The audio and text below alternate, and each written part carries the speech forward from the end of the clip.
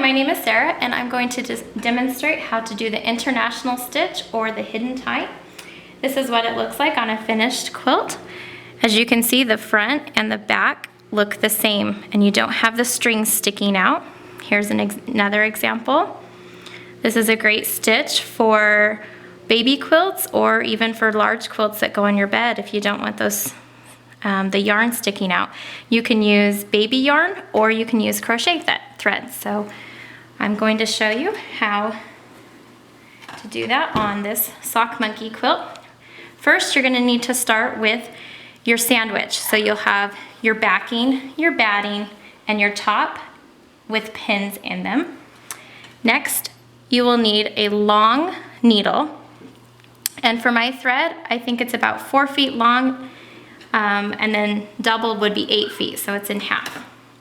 You do not put a knot on the end, and you want your end to be even. You start with, I'm going to do my first stitch right there in the corner. So you come from outside, and you can do this on a table or in quilting frames, and you put your hand underneath to make sure that your thread is not going to be seen on the back. So you come up, pull your thread through,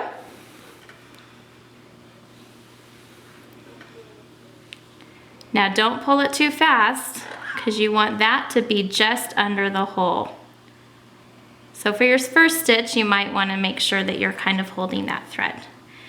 Next, you're going to go down all the way through to the back. So your needle will poke through and you'll feel it with your other hand. And then you're going to come up through. So that'll make the stitch visible on the back. Then you pull this through. This is where you want to feel for your thread and hold on to it for this first stitch.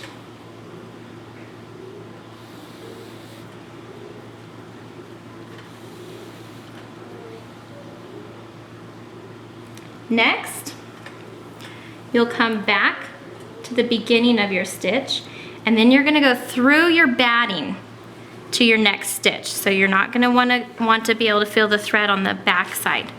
So you're going to go down and through, and you can feel your finger guiding the needle underneath the fabric.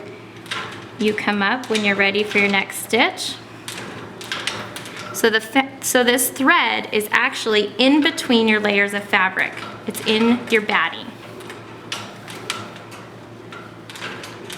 You pull that tight, and there you have a stitch, and you're ready to do it again.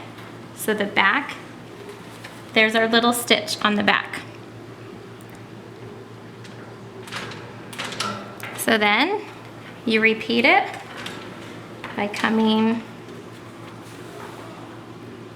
down and up. Now remember, you can feel the needle on the back side for this part because you went all the way through.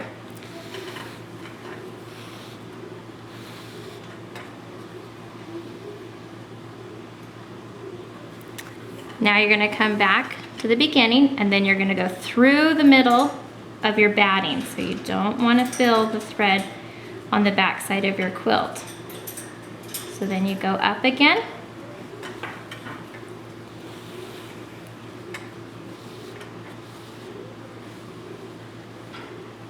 And again, you have another